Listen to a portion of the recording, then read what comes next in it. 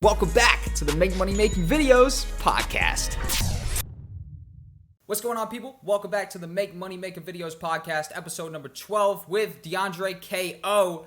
What's up, my man? Give us a little introduction. Give us a little introduction, my friend. Yeah, my name is DeAndre K.O., like knockout. I'm a video editor. I actually am a digital marketer as well. And basically, I'm from Bloomsburg University. Well, I'm actually from Williamsport, Pennsylvania, which is the Little League World Series. Cool. That's where most people know that little town from. Then I went to Bloomsburg University for 4 years. However, I dropped out with like 6 classes left because due to financial issues. But, you know, I like to say I want to just have that success story where I say fuck school and I just do what I love, you know? Amen, bro. Such a standard story, bro. Hell yeah, I love it. So, yeah. Hell yeah, bro. I love it, man. Literally. So when did you drop out then? How long have you been out now?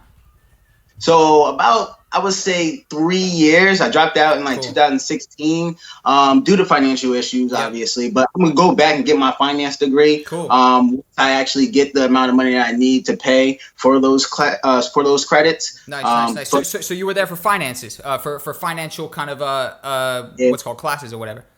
Exactly. So I had to take accounting and all those difficult classes. And, yeah. Numbers and everything. Hell yeah, that's what's up. So how long has this interest in the video production? Because that's kind of different ends, isn't it? Like you got like the accountants on one side and then maybe the creative people on the other side. Like one on first glance might not think those two, someone who's interested in the finance might have interest in the video as well. So it's like, how did you make that shift to the creative stuff? How did that come across your radar since that 3 years since you left? Well, when I actually went to college, I did it for my mom. I didn't do it for myself. I didn't want to go to college. So and then I didn't pick my degree, my course until like sophomore year in. I decided that I had to pick one, so I decided on finance because it sounded cool. That's why I did that, and I wasn't happy at all. And that's another reason that played into me dropping out, because I wasn't happy. I didn't like what I was taking. I didn't want to do that. I didn't want to do none of that. When I was young in high school, I actually was a videographer for my uncle's company, production media company, Rizzo Productions. It's now called Cam Media Team today. And basically we would go film basketball games at our local events.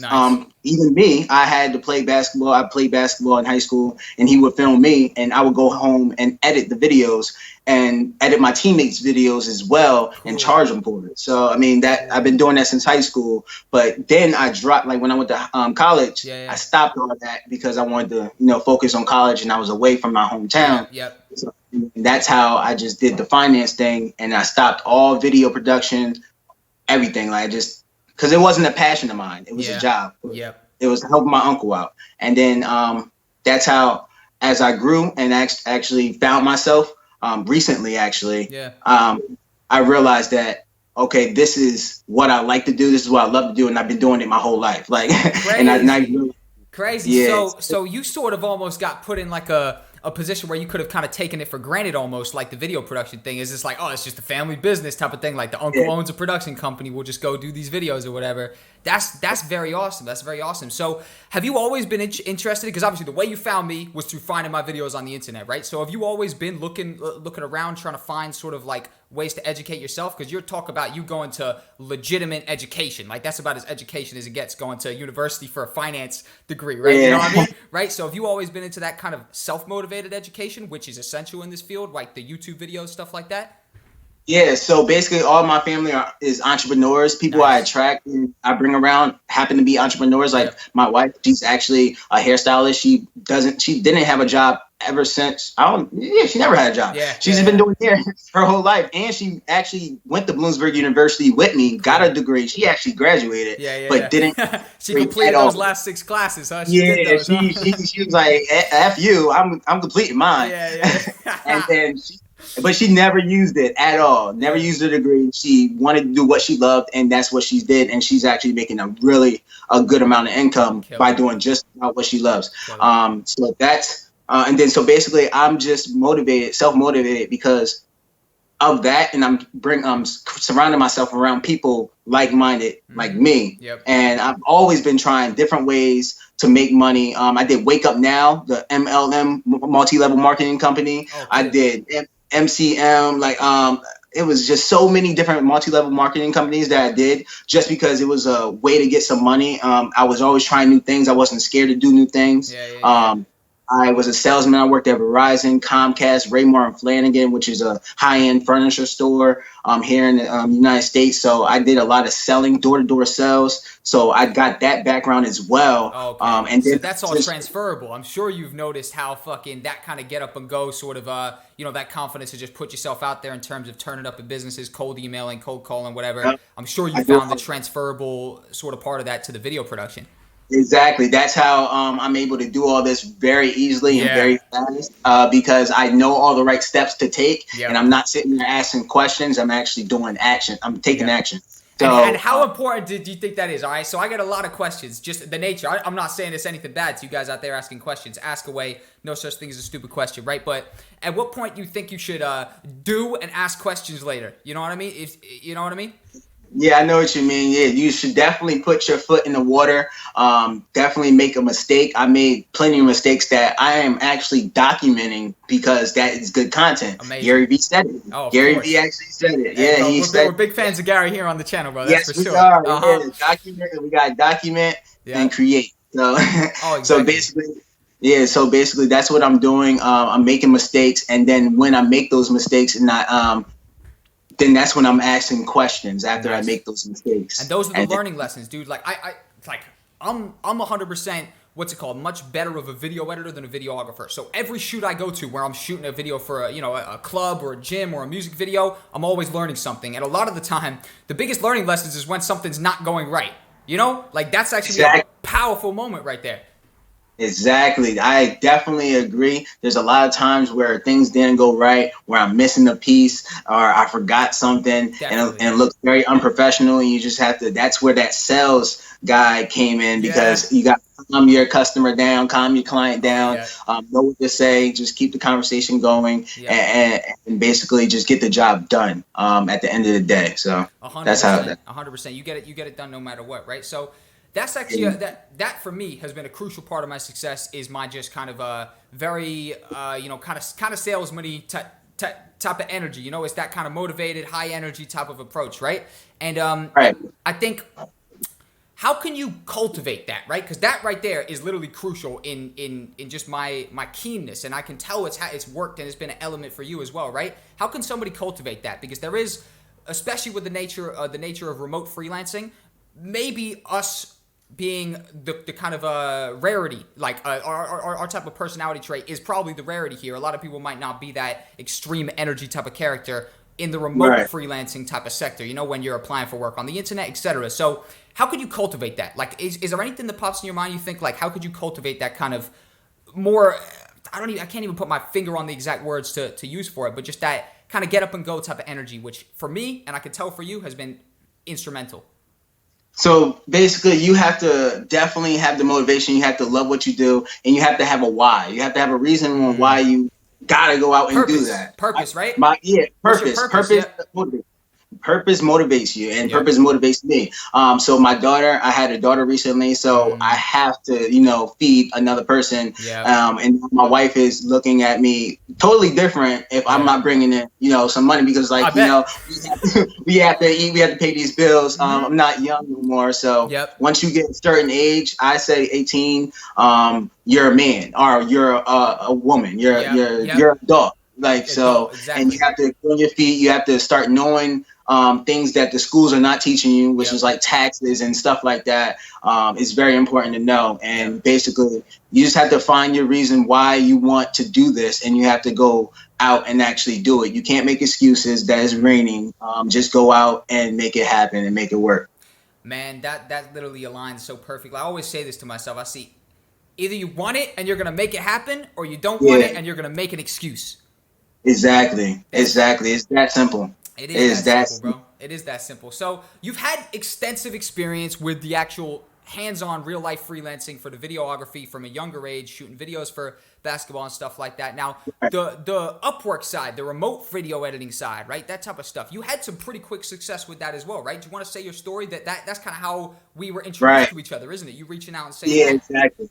Exactly. So I actually reached out to Jack here and I actually seen his videos. It was one of your videos that actually blew up. One of the videos that have like 1 million views on it. Yep. And I seen that and I was like, wow, this is a pretty dope, cool video. And I wish I was on that other side of the screen. I want to be just like that guy. Yeah. I was like, yo, I want to be like that. And then I actually clicked on your videos and I scrolled. I'm weird. I scrolled all the way down to the bottom because I wanted to see when you start. I'm like, yo, this is crazy. I do this. And as I was scrolling down, I kept seeing it was like he was posting every single day. I'm like, no way. Yeah. I was like, how is he doing it? Every day for 8 months. Every single day for 8 months, man. Yeah. And I was like, and then I got to the bottom and it said 2 years. I'm like, what? And then I went to the top and seen the progress. That's what I'm striving for. Yep. Is that progress. I want to be able to have my beginning stages where I was a beginner and I look like a beginner, but then look up to 2 years, my future self telling me 2 years from now, I'm going to have some expert work on my page. And then my daughter can actually look at that. It's like a documentary. That's how I use social media. I don't get caught up in the likes and comments and engagement, which I do love. But at the end of the day, it's for me. I'm just doing it for me. But however, to your question, I actually went on Upwork because of one of your videos and I did everything that you said, little by little, the way to get approved on it. I looked at your video to get approved on it and I got approved very next day. I'm like, wow, that worked. Boom, there, man. Come on. And then I actually went on to Upwork and then I started applying to jobs that it allowed me to. You only allowed to apply to a certain amount of jobs. Yeah, and then like 30 a month. 30 a month. And then that's all I needed though, because I got one client. However, that one client, I had no so this is weird to me. Yeah. So I had my profile picture.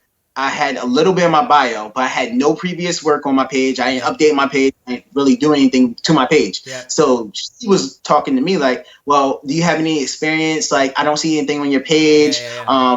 It's kind of sketchy. But that's where my salesman mentality came. That's how I got my first client. I had to sell her in the DMs on why she should choose me over these 3 or 4 other people that she could have chose that had experience, that had projects on the profile, that have reviews. She chose me over them because of what at the same time. Tell us the key things that you can analyze back that made her make that decision. Basically, I definitely told her to give me a chance because you never know who you're dealing with at the end of the day. You never know how it can turn out. And if you help me today, I can help you in the future. You never know. So I was telling her that. That's a confident approach right there. That tells somebody, okay, this person clearly has confidence in themselves, and that promotes confidence in you from the client. Yeah, exactly. And then, but also it was convenient that we both lived in Philadelphia and that she was starting. I also told her she was also starting her own YouTube channel as well. And in there, I told her that I am actually teaching people how to grow their Instagram and social media pages while I grow my social media and Instagram page. So I was like, you can grow with me because I'm doing this thing as you. Let me help. So I was giving value. To her. She's seen that. And that's what attracted her to give me a chance. I didn't mess up that chance. I delivered. Fast production, got it to her the 2 days, I believe. Nice. So she was happy with it. I gave 2. I was not strict, but I think you said something I heard in one of your videos where when you have a client, they want it to be what they vision it, and it's not that. And then they keep giving you like, oh, I don't like this part, I don't like that part. No, you have 2 edits. I'm gonna send it to you, and you 2 times to send it back with some corrections. Basically, just send me a whole list of 2 revisions. Exactly. And you have to be strict about it because people will budge you and push you if you let them. So people do the whole thing, and obviously that right there is not a one size fits all. Obviously, you know what I mean. If it's a bigger project, higher budget or something, if we're really trying to get everything perfect, we might get everything perfect. But if it's some tiny little detail, sometimes you gotta basically just be like, you know, listen, we've got a set number of revisions, and that really more is in play with if you're dealing with lots of clients as well, where it's like, you might have all this other work to do here, and this one person who you've done their video is asking you for the 10th revision, and you got to kind of put your foot down and be like, listen, come on, like the font size is 19, it doesn't need to be 20. You know what I mean? Like, come on, you know what I mean? That's what I mean by it. It's like little details like that. It's just like not necessary. You chose me because you thought that I can do it. So I mean, let me do it. But I do definitely wish they do offer like more suggestions and everything, especially when I'm recording. Because just like you said, I'm a better editor than a videographer. So if there's any suggestions, definitely let me know, and I'm definitely willing to work and listen too. So it's not like I'm cutting people off or anything like that. Yeah. Of course. You find a middle ground for every project, right? These are all just guidelines, and I think everybody makes it up as they go along. Literally, like there's no set way to do this shit. You know what I mean? There's not like a fucking handbook, like, oh, we're all following the guide. You know what I mean? Like, no, it's making this shit up as we go along with the prices and everything. But go along, like I don't post prices. My only tip is don't post your prices online, because then you're setting yourself a limit. And once other people see that, they can go back and refer to that, screenshot it, and be like, yo, you charge this person this, and I want the same price, or I'm not working with you. Exactly. I've done the same video for 2 different clients, and the price has been double for one of the clients, just because that's what they were willing to pay. Am I going to say, hey, I'm charging my other client only $50 for this little video, but for, you said 100, am I going to say, oh, I only charge 50, don't worry, save half your money? No, I'm gonna take them up on the $100 for that video, man. Exactly. Like, that's what you're offering. I'll take the $100, man. Seriously. So I couldn't agree with that more. That's the strategy, just for actually, maximizing the opportunity in certain regards. And also, I'll actually decrease the price to some clients, because I feel as though there's a possibility if I bring the price down a little bit, we're gonna work on more projects together than if I go for some crazy big price and maybe only work on one project. And I've done that multiple times for sure, given a little a reduction, but. How easy was Upwork for you? Because some people find it tough. Like, it sounds like it was easy for you. It is actually tough to actually get used to it once you actually start. Yep. I personally, just if we're being honest, don't use it only because they only allow you to use certain amount of credits. Once I ran out of those credits, I never got back on. I had that one client and never went back on. Yep. However, that one client allowed me to do more work, because that client posted it, other people seen it, and it's like a domino effect. Yeah. Once you hit one, it keeps going. Yeah. So that's how that works. So I don't need Upwork no more. I'm not getting clients. Don't get me wrong. I'm not getting any clients. Yeah. Because I want none. I'm trying to actually build my finances right now. Work on my personal videos here at home. And then once I get my YouTube channel up, I'll start doing the freelancing thing again. I do have family videos I'm doing for a low price, because like you just said, if you do it for a low price, you can get more out of them, because exactly. My grandpa actually has his own like band and stuff like that. Cool. And then when I went to him, I haven't seen him like a year. And I went down there, and then with my camera, and he was like, oh my, you look like a whole star today. and then basically he was like, God sent you here for a reason. God sent you here for a reason, because he said he was looking for a videographer like for a long time, and everybody was charging him a lot of money. And then next thing you know, I come in here out of nowhere, because I did come in there last minute with a camera, and he said I look like gold to him. I was like, oh snap, all right. So we shot a music video that same day, and then he says, yeah, I have like 5 other of my people that need a videographer. They'll pay you. I was like, what? And then boom. So that's like, it, man, literally. And that's the value of doing free work. So you're essentially understanding right away that because you don't have a fat track record, you need to either do free work or do extremely reduced work. Exactly. That first video was free. I did it for him, and then because he didn't know if I couldn't actually do it. So he wanted me to actually show him, because I really don't have no work out there. There's no track record. There's no track record. Yeah, so it's like it can. Well, I'm doing this all out the fly. It's a very unique situation, but I'm gonna make it work. I do have work that I'm gonna be dropping soon on the channel, but that's gonna come. But so basically, yeah, I did it for free, and basically that allowed me to get more clients because he showed his friends, and his friends were like, "Wow, that's really cool. I want the same one." Yeah. And then boom, that's how it works, and that's all you need. That right there, you literally completely summarized the you know what I mean, the power of the free work is just do stuff for people. That stuff's gonna lead to another person, and you want to have done so much stuff for people that people have recommended you in their sleep. Like literally, you're just the first name that comes up in their mind for stuff, and people are just looking for a reason to work with you, man. Seriously, and it sounds like you're doing that pretty well. You were shooting some stuff in a hair like some hair type of stuff the other day as well. I think I seen on your story. What was that to do with? Was that some sort of part of this free work? So that is basically. So I told you my wife is a hairstylist. Okay. So cool. That was that. Nice. She was actually doing a video shoot because they're releasing these bundles. Basically, it's a hair term for. Yeah, no, I heard. That's big market. That's a big market right there. People making money off those really bundles. Big market. Yeah. So we was doing a video shoot for that. Yeah. So basically, I charged them. I charged the owner of the shop. And I also charge her, but I charge her in different ways. Yeah.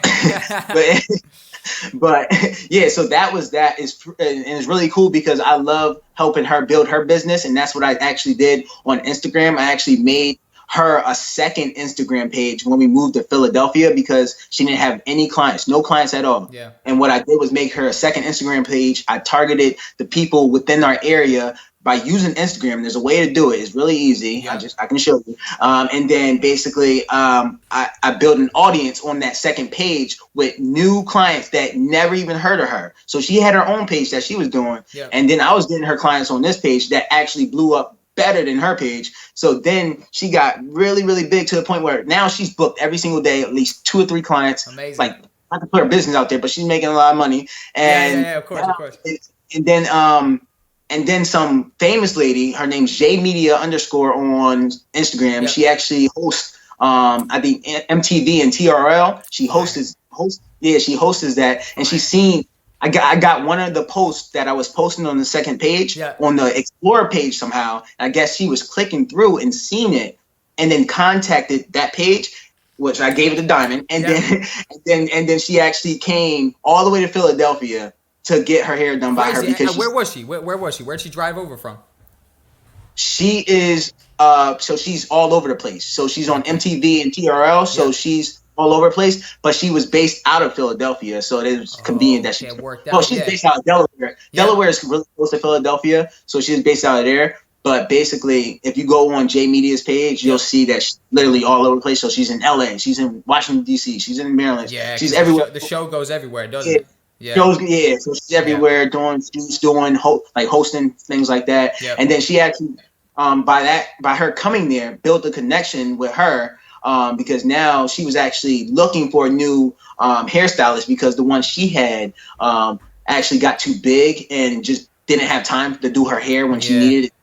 So she wanted to find somebody that was not inexperienced, but on the low. Yep. But so she can build her up. That's amazing. So this is all just development, taking an opportunity, turning that opportunity into another one, and developing the business. Now, Instagram is like the kind of the key area for you. But I'm hearing that, and I'm also understanding like what I already know about you is that you built this Instagram account from 0 to like what is it, 8,000, 9,000 followers, or is like it 9,000? 9,000. Yeah. Boom. Well, at one point it was at 12,000. Yep. That's when I went to Bloomsburg University and I was like a sophomore, and I actually was in the frat too. So basically it allowed me to know a lot of people, and I actually was like the only black person. So this was all white school, mostly white school. And I was the only black person in most of my classes, so I stood out. Yep. And then since the freshman, I worked at the gym there, the rec center where mad people go in and out. So I was the only black person to work there. So that made me stood out. Yeah. So I ended up being like homecoming king, not homecoming king, but a runner up for homecoming king for the university. Yeah. So that was pretty cool because you knew everybody. You knew everybody there. You were tapped in with the people, and that's what you kind of. It was kind of a super niche account, wasn't it? Built around the school. It was called Bloomberg for a while, wasn't it? Yes, it was BU Exposure. Boost exposure. That's where I got exposure. So basically, we was exposing Bloomsburg University, BU.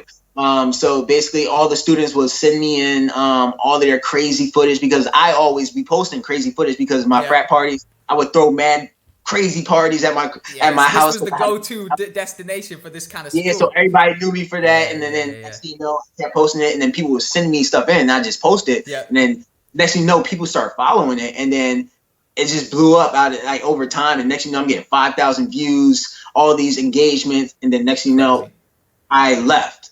I left Bloomsburg. And then it wasn't fun for me no more. I wasn't doing. You're not tapped in. You're not trying to run this kind of community page based on this old sort of experience of yours, I guess. Yeah, and then I didn't know nobody that was there at the university no more, and these people were sitting. I'm like, I don't even know you. Yeah. And so it was fun for me. So I stopped posting for a while, and then next thing you know, that's when this happened, and then I just was like, yo, let me just. I asked you. I was like, should I switch this page? Yeah. Or should I make a whole new page and then start this videography on a whole new page? And he was like, nah, just do what you feel. Do what your heart tells you to do. That's what I mean, right? Literally. Just go with it. So that's what I did. I went with the fly, and I'm actually building a nice little community so far. At the end of the day, man, literally, what I did, which was, you know what I mean, perceived terrible at the time, is this YouTube channel that I have is 150,000 subscribers now. I blew it up when I was 15 years old to 85,000. Making gaming videos. I got bored of making gaming videos. I left. Went kind of inconsistent, just inactive. It dropped down to 70,000 subscribers, so I lost 15,000. I then came back and revamped it, Colin, just my regular name, Jack Colin, changed it from the previous name, which was It's Jug here, and just started producing tutorial content because I've been shooting videos in the break that I took away from it, and I was teaching people what I learned. And I'm telling you now, bro, once you've made it through the fire, it's great. But making it through that fire, for the first 12 months of uploading this content, every day I was losing subscribers. Every single day I was in the red. The comments, you've thrown your career away, you've screwed yourself over now, basically all negativity. But if you're believing where you're going, and if you're trying to use this as just a head start to get to where you're going, and you stick to that, which is tough at sometimes, you make it through and then you're better for it. Yeah, it definitely is tough. However, what doesn't make it tough is that I actually love doing this. This is my passion. So it's like playing a video game when you get home. Like when you got downtime, what do? Like play, not you, but like people. Play a video game, you play basketball. Yeah. No, I want to come home and make content, or edit videos. Like I like doing that. So every free time I get, that's what I'm doing. It doesn't feel like a job or I have to do this. I want to do this, and I'm not doing it for you on the screen. I'm doing it for me and my child so they can actually see it in the future. Oh, you have a whole nother motivation on top of that. Literally, I can't even imagine. That's kind of, you probably feel what a portion of what I feel to put my family on for taking care of me for the past few years. That's how I imagine you feel, an amplified feeling of that to take care of your daughter and everything like that. That's absolutely crazy, man. It changes when you have a child. So all young people, be young and don't. That's the thing. You got any shout out for the younger viewers? Because I've got a fucking awesome audience here. I got people who's young as 13 years old, and I got people who's old as 70. That's I get the emails. There's a crazy range on the video production game, right? Everybody's into making videos apparently, right? Exactly. What do you have a little advice for the younger people? Is there anything that comes to your mind? Yeah, I would say try it all. Try it all, because you never know what you are good at, what you like until you try it. That's why gym class is very important. I thought it was useful, but they have you try all these different sports, like volleyball. I don't like volleyball, but until you try it, you never know. Go, yeah. Yeah, I would have never tried tennis if it wasn't for gym class. Yeah. So I just think you should try everything, dabble in everything. Don't just be like, oh, I want to be a videographer because Jack is killing it. No, try it. Go. Yeah, just do a lot of different things because you're young and you're able to make mistakes. Definitely make mistakes. Yep. Because when you make mistakes, you learn from them, and then you have that life experience. Like most of my knowledge comes from mistakes. Like same, bro. Same. Everybody's does, man. Everybody's does. And also, you can psych yourself out a lot of the time. For me, I would tell a kid, right, is a lot of the time in your mind, things are more amplified, right? So if you just throw yourself heavily at something, shit goes much better than you could have ever even imagined. But when you sit there and you overthink things like, oh, what if it plays out like that? And you try to imagine all the scenarios, you're wasting your time, and you'll actually psych yourself out from something that could be a big blessing for you in the future if you'd have just thrown yourself at it and not worried about what could go wrong, only thought, you know what, fuck it. Whatever's going to happen is going to happen, and just sort of give it up to the universe type of thing like that. I really do believe that. I think like the harder you throw yourself at something and the more just kind of faith you have it's going to work out how it's going to work out, good or bad, it always works out better than you could have possibly imagined. Yeah, at least you tried. That's all you got to do is try. That's the thing. Even if something goes wrong, the version of you after doesn't feel that anymore. You're just like, oh, wow, I'm glad that's over. And look at that. Like, that felt pretty cool. So it's like, you only lose for like a 2-second period of time. And then you're like, fuck it. That's great context to not do that in the future, you know? So I would 100% agree. So building an Instagram presence, you did this around a certain niche, right? Is there anything, because this is perhaps like your most kind of credible section at the moment, right? Is the fact that you blew this Instagram up so quickly, right? And then you've kind of done the same for your girlfriend, which shows you kind of, you know, it wasn't just luck, it was something that you actually know how to do. What advice do you have to people for actually building a presence on Instagram? I'm gonna take notes right now. I need this. Well, I mean, it's a lot of factors that go into play with that. Most of it would be just trying to get people to engage with you, which I would do if you have a certain niche. So mine was at that time like crazy stuff like that. So Barstool would be my niche. Yep. So I would go on Barstools and I would actually go in their comments and engage with all their people in their comments and actually like every single comment, because then that person get a notification and then they're going to click my page and be like, wow, what is this? Yep. And then it just happens to be that they like the content that I was making, so they follow. Yep. So, and then another tip, I don't advise it because I don't like sharing this because I don't know. I do it, but it's not, you shouldn't be doing it, you know. I do it sometimes. I used to do it. Tell us anyways. Tell us anyways. So basically, so I would put my page on private. Yep. You have to have a good bio. Yep. You have to have a good header. Obviously, that's something catchy. Yep. A good picture, obviously, and basically put your page on private, and then go on like something like Barstool, if that's my niche, and go follow all the people that comment or like their page, the recent page, because those are the people that are recently on, obviously. Standard follow for follow. It's the oldest trick in the book. Exactly. So follow every single body, and then basically they have to follow you to see who just followed them, because you got your page on private. So they have to follow you. So they follow you, and then they forget to unfollow you if you ever unfollow them. And as long as you back it up with quality content that's related to whatever they were following in the first place, you're going to win a percentage of those over. Some will obviously disappear, but 100%. Follow for follow, like I'm a massive fan of anything that can bring attention to you. The only thing that really people out there that makes this the make or break is you have to be posting content that actually is good content, great content even, right? The content has to speak for itself. Once they get in there, it's going to be very quick to say, you know what, this person is nonsense right here, and they'll disregard you because there's infinite content these days. There's no need to stick around for average content. We're looking for good content these days, you know, like we're looking for banger content. You have to see, where do you stand out? Are you an exact replica of what they were just following? Because you need to add something like a little difference. You know what I mean? You have to actually make yourself stand out. Value, exactly. Yeah. Definitely have to add value. So I don't do none of that little follow thing anymore. I actually keep my page off private, because then it allows people, like those important people that won't follow you, to see your page and see what you're all about. So I don't recommend doing that. However, I did do it. So would you say, hey man, we got to be shameless around here, man. If you're a salesman, bro, literally, I got the salesman too, man. Because most of those people actually converted. So most of that's not what you want to see. No pauses around here. We're gonna get it on. We're back. The first podcast the call has ever gone on hold, and the people know we don't do any cuts on these podcasts. You watch this podcast, not a goddamn cut in sight. We're back to it. Straight back to it. We're back. It might be another call too. That's my wife, and I just denied her call, so she probably think I'm get her gone, man. Get her gone. We got more important things to do today, man. Yeah, definitely more important things to do. Yeah, she's put on hold. Hopefully, she doesn't watch this. Hilarious. Because I might be divorced. So no, I'm joking. Literally, it's back to college, man. It's game over. Nah, but no, what was he talking? Wait, what was you just talking about? We was literally okay. So I think I was about to say, starting off with the follow for follow. Would you say there's a point that's cool to do it to? Maybe up to 1,000 followers or something. Do you think that's a good point to get those first people, or would you, now that you've learned a bit and developed, would you completely disregard that follow for building an Instagram audience?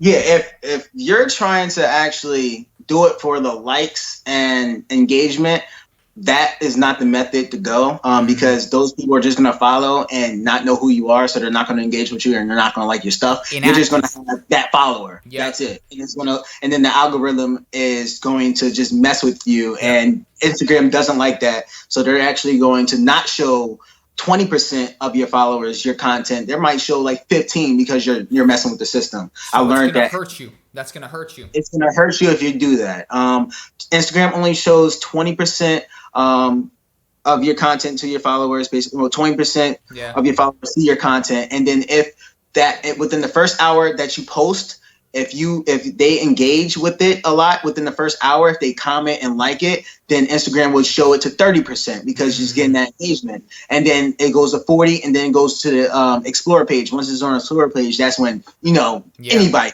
So that's the goal. And it's all within that first hour. You have to get a lot of engagement. When you post that first photo, go on other niches like your own photo and go engage with them. Comment on their photo. Leave a deep, don't leave emojis, leave a good comment. Something so they act relevant. Yeah.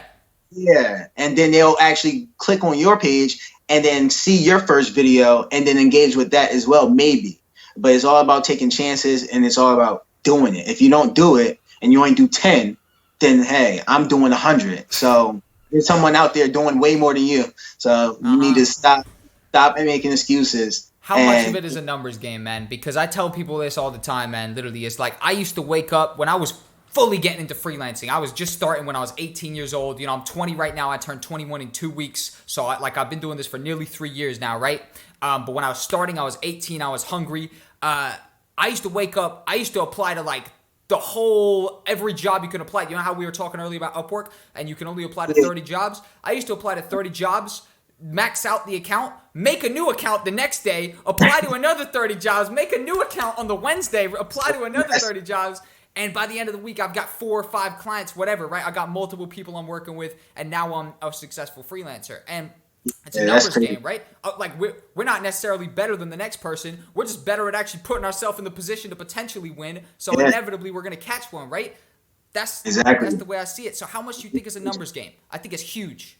It's a huge number game, especially I learned that in sales, like doing door-to-door sales. Like imagine doing door-to-door sales, selling Comcast, trying to switch somebody from a different provider. Like your house, it's impossible. Knocking on their door, some random black guy coming on your door. Hey, you want Comcast? Like, no, like get out my yawn. Like it's so hard to convert people, and you're gonna get a lot of no's. Yep. But hey, I kept getting that no, and guess what? I got one yes, and that was my monthly check. Like what? Like so, I got that one yes, and that's all I needed, and that instilled confidence in me that it is possible. Huge. So I kept going, and I made a living out of it. But then it became winter, so I stopped. Yeah. And I wasn't seasonal thing. I know. Yeah, so definitely get a lot of no's. If you get more no's, then you're way more closer to your yes. Like definitely, I believe a nose is better than a yes. I love no's, honestly. Yep. Like that means you wasn't even for me. You probably was going to be an asshole. You probably, I don't know. I think that way. If that, it wasn't meant to be. Like someone out there is meant for you. Just wait for your opportunity, because God or whoever you believe in, it'll be your time when He says it. Man, that's powerful. And that's so true, man. Seriously, it's just putting yourself in the position to succeed over and over and over and over and over again, and then inevitably, like it doesn't matter how you could suck, you could be like literally terrible, and if you just keep doing something, like eventually you're gonna get somewhere by just sticking to it. Like somewhere, like everybody's got at least somewhere in them, right? It's just about actually doing it over and over and over again, actually succeeding, and that skill right there, the actually persisting no matter what, is transferable to anything. It's transferable into YouTube that you're getting into right now. It's transferable into the fact that you got your freelance client, where a lot of people message me every day on about Upwork and say they can't get their first freelance client, and that sort of stuff sort of just translates. But thinking about it, I just mentioned YouTube. How are you finding YouTube? You're new to the community. How are you finding it? Right now, I am at, I think, 20 subscribers. I was at 15. Right now, I'm not getting no views, but I'm not looking forward to views right now. I'm just posting, trying to build everything and have it bingeable. Basically, you have to have your content bingeable so they can stay on your platform. The more you can keep your person or your subscriber on your platform or on the YouTube platform, YouTube rewards you for that. So just figuring a way out, planning and just waiting for my move. Like I said, it's a waiting game.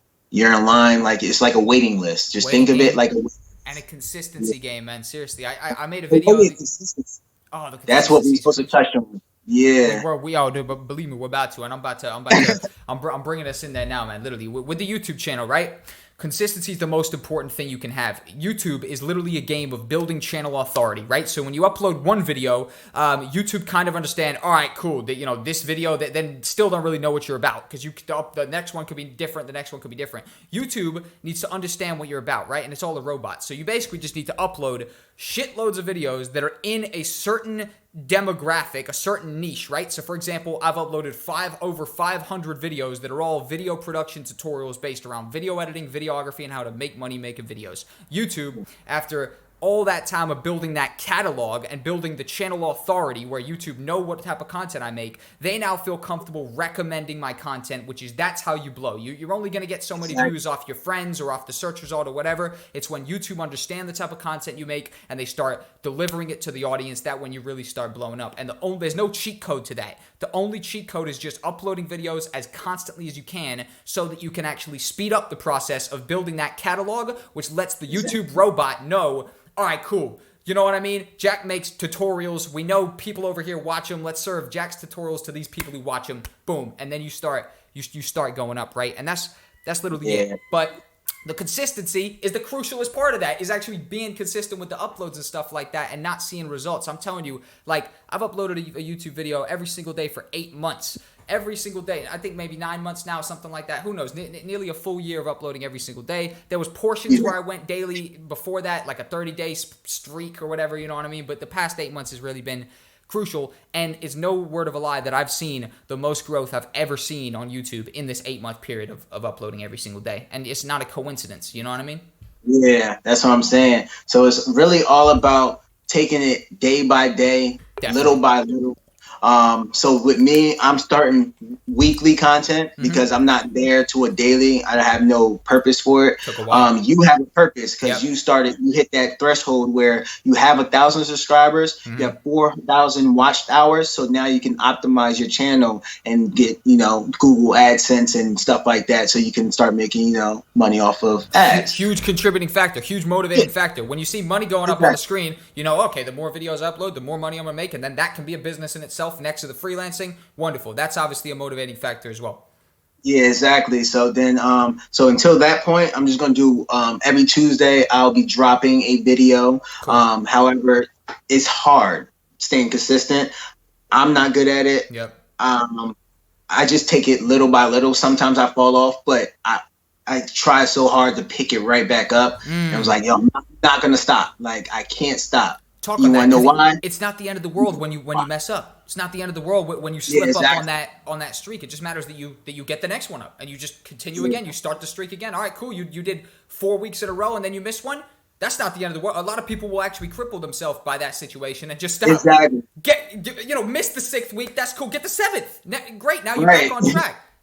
Exactly. They just stop if you say, like with smoking, like should I say this one? Hey, bro, talk away, bro. I say everything. I literally broke down how all the nonsense on this channel.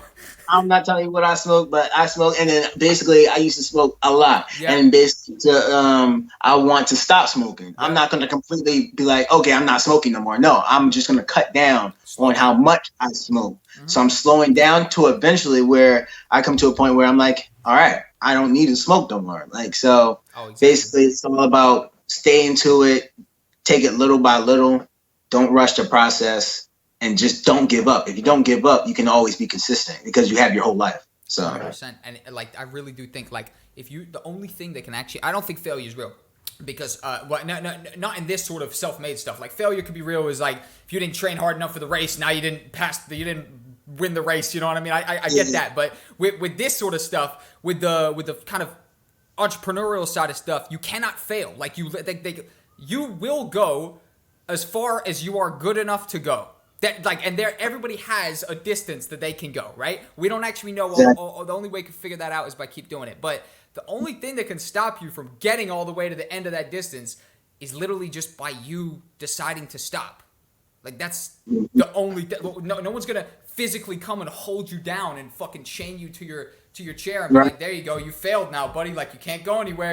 You're chained to the chair. You know, right? You know what I mean? Like no one doesn't work that way.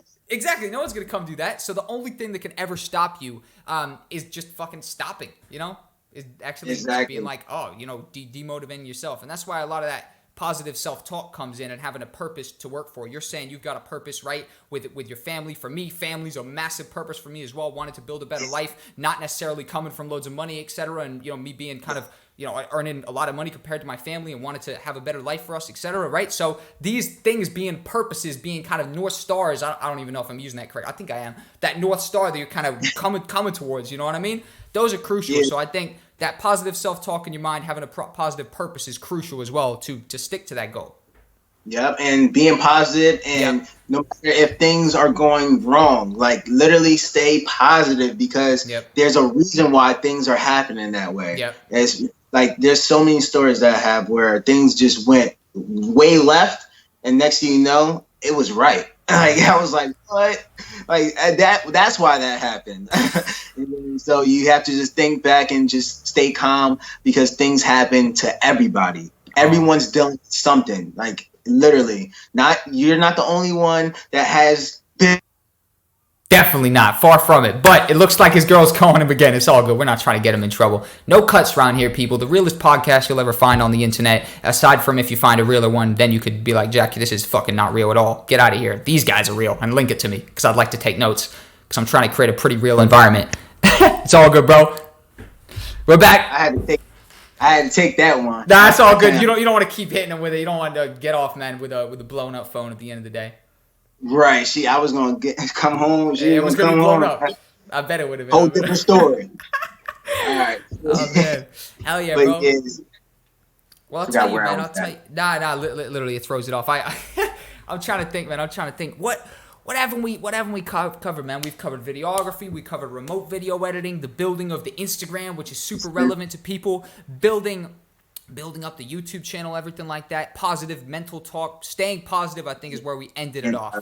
Oh yeah, it was about positivity. Have a positive mindset. So if you think negative things are going to come your way no matter what you do. If you think positive things is definitely going to come your way. Do positive things for positive people every chance you get, and definitely stay consistent. And I believe we touched on about everything. Yeah, I had my notes here as well. Yeah. I think we done it, bro. I think we fucking smashed it. And positivity is such a great way to end it off, man. Seriously, because positivity and optimism is going to get you through those days where you're not quite sure, man. Being optimistic, and you know, if something's not going wrong today, thinking like, okay, you know, why should it be going right? This is a good situation here. You know what I mean? Right is subjective, right? The thing that's going wrong today is the thing that you're going to reference in the future when things are going right. And you'd much rather have that started from the bottom type of story. And the only way you get that is by stuff going wrong and not going perfect in the first place, right? And being able to reference that in the future when you're inevitably doing good now. Exactly. But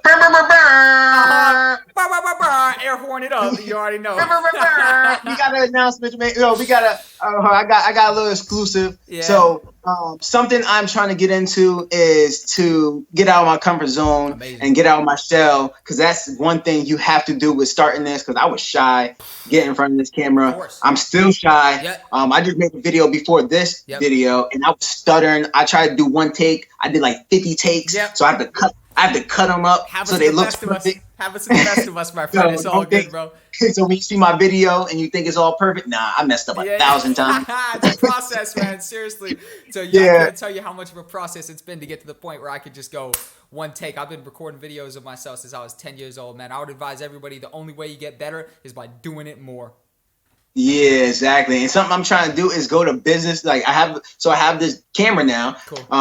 With the Ronin. So I'm trying to go to business in my local area and ask them, can I just shoot your product or your service for free. Cool. Just a little quick, a little trial video. Amazing. And then basically you have to make it look nice. Yep. And that's the way, if Upwork is not working, which, I mean, it wasn't for me. Yep. So, I mean, well, it was, but it's not because of the credit thing. Yep. But so I had to do another step because I didn't need clients at that moment. Yep.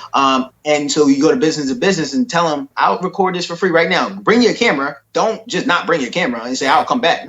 No, bring your camera. Yeah. Do it right now. And then basically and have it back the very next day. Yep. Fast turnaround. And then show them that. And if they don't respond, then say no. Hey, it was 30 seconds. Like it was a 30-second preview. Show them what you can do. And if they say no, go move on to the next one. There's so many local businesses around my area, and I'm pretty sure it is in your area. So just go out and do it because there's no one in your area doing it. Just think that way, and then you'll be successful. Couldn't agree more. I literally couldn't agree more. What a fucking extremely positive way to end it up. DeAndre, great having you on the podcast, my friend. Phenomenal guest. Boom. Make Money Making Videos, episode number 12. Tell the people where to follow you because this is crucial. You're obviously new to YouTube. You're pretty established on Instagram, obviously. Yeah. Tell them where to find you. Everything will be linked down below. All right. Well, on Instagram, you can actually follow me at ka.ough. I do have a videography page. However, I'm changing the name, so I'm just not established yet on that. But YouTube is just my name, DeAndre, Kodeandre, Kaough. Definitely YouTube is my main goal right now. My main focus. Let's run it up on YouTube, people. We already know he's got Instagram locked down. We need to run him up on YouTube. Come on now. Run up on YouTube, man. I'll be here more often than Instagram now. Trust me. Yeah. Amazing. Great conversation, DeAndre. I'm sure the people are going to love it, and it was a pleasure having you on, my friend. Yeah, thanks for having me. Legend. Take it easy, people. Bye.